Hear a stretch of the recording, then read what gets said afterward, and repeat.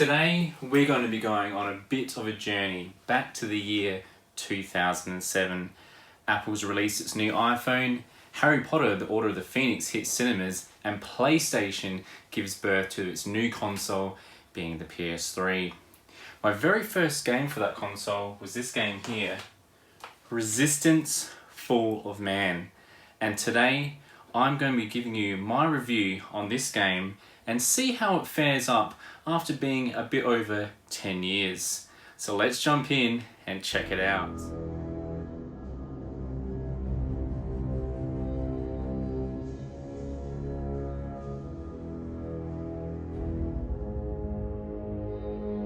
A little over 10 years ago, I remember going down to the shops, picking up the brand new PS3 console that had just launched, and getting the game Resistance: Fall of Man. I remember bringing this big box home on the bus full of emotions, one of excitement and the other one of, I hope nobody fucking mugs me.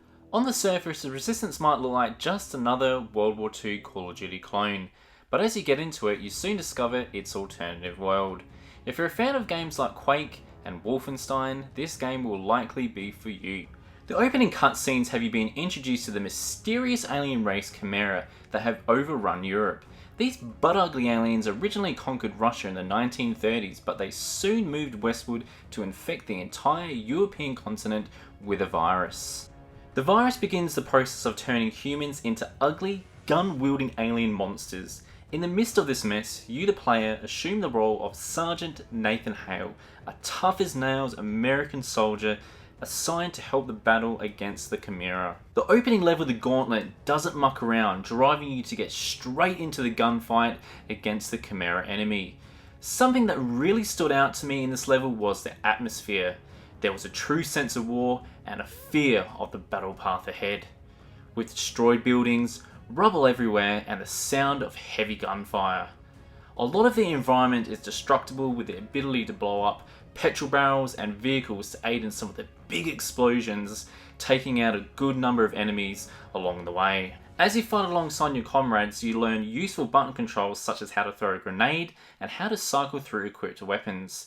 This way of learning the game as my preferred over the boring shooting range tutorial like a lot of other games out there. While on the topic of controls, one problem I did have early on was the overall sensitivity of the analog sticks. You know, while I was trying to run and shoot down the Chimera enemy, trying to keep aim on them was very messy and sloppy. It was just made the game quite frustrating in the beginning, but thankfully going through the settings I found that you could tone down the sensitivity, and that just made the game so much more fun then on. Further in the game changes to a more scary atmosphere with plenty of cheesy jump scares that I just loved.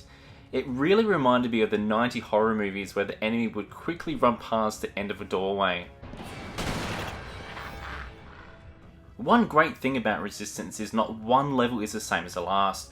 1 minute you'd be battling it out in the streets of Europe, to then be running through a dark tunnel underground surrounded by alien technology. There are plenty of fun vehicle-based levels in this game which I had a blast playing. The British all-terrain Lynx four-wheeled vehicle packing some punch equipped with a turret gun.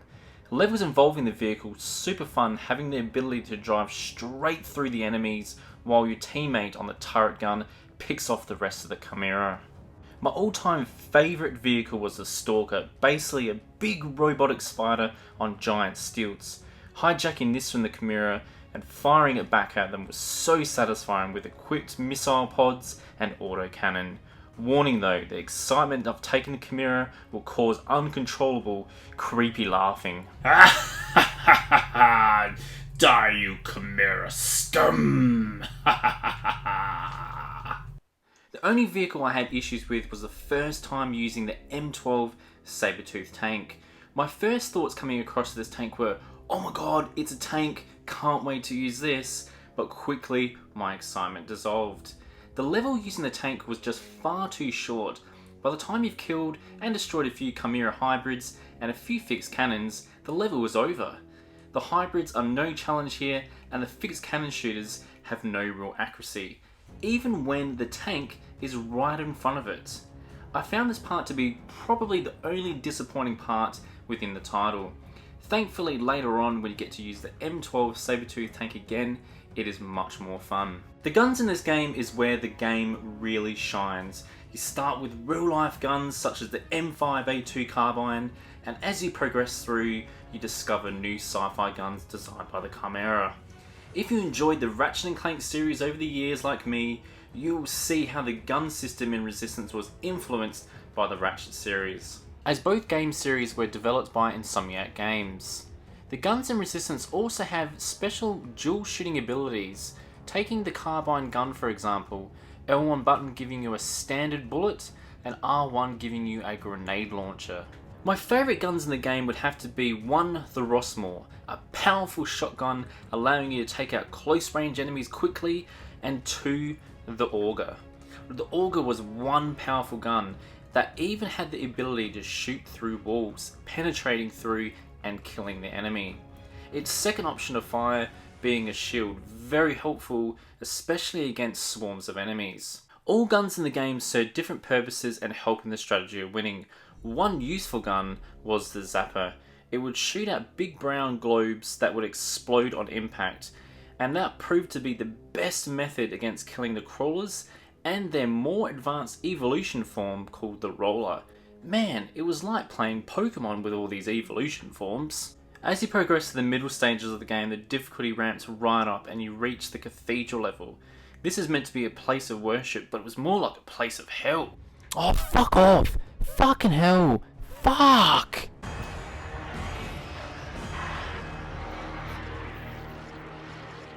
It was just as hard as I remember the first time playing all those years ago. You go up against a huge wave of crawlers first, and once you pass them, you have 2 massive steelheads to take on. If you don't manage to kill them, and they kill you, it's all the way back to the start again. That's one thing you have to be very careful with, is making sure you play smart between chapter points, and collect those medipacks. One silly move rushing in and it will send you back to a far distance in the chapter. Trust me, it was something I learnt early on. Later in the game, through more cutscenes, we find the virus being spread, infecting humans across Europe. The virus was spread by creatures called crawlers, beetle-like creatures that reminded me of scarab beetles from the Mummy movies. Nathan Howell survives the attack from the crawlers, where we discover that he is now half human and half Chimera. The Chimera abilities grant him the ability to recover health. This is done via yellow bottles scattered across the battlefield. Big creepy creatures called carriers deliver the unconscious fallen that were attacked by the crawlers back to the Chimera labs to be converted into various roles. The carriers also provide a food source on their journey for the humans as well. Oh, how nice of them. Talking on the enemies, there's a great variety from common hybrid foot soldiers to beastly mutant dog-like creatures called howlers that live up to that very name. Man, those dogs were creepy. You could hear them howling in the distance before seeing them. Best method on them for me was the combat shotgun.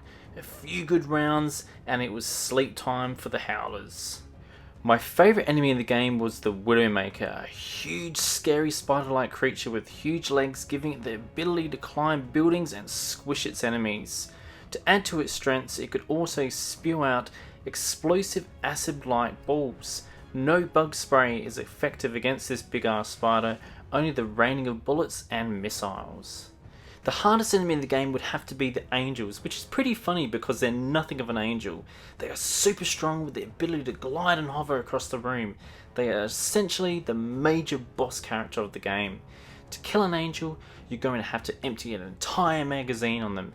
The angels will try and slow you down at times by throwing explosive barrels at you, but if you're quick enough, you can shoot it right back at them. I had such a great time battling through the various enemies and stages of Resistance, so getting to the final stage of the game was kinda sad to me. Not to say that Resistance is a small game by any means. If you're playing on medium or hard difficulty, you can expect to still have around 8 to 10 hours of gameplay.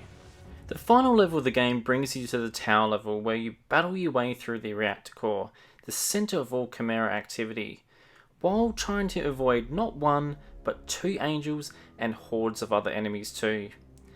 Your goal in this level is to open fire and destroy 4 power rods. This proved to be as difficult as I remember, but after dying around 20 times, I finally destroyed the tower, wiping out the entire Chimera network in minutes. Man, did this feel good.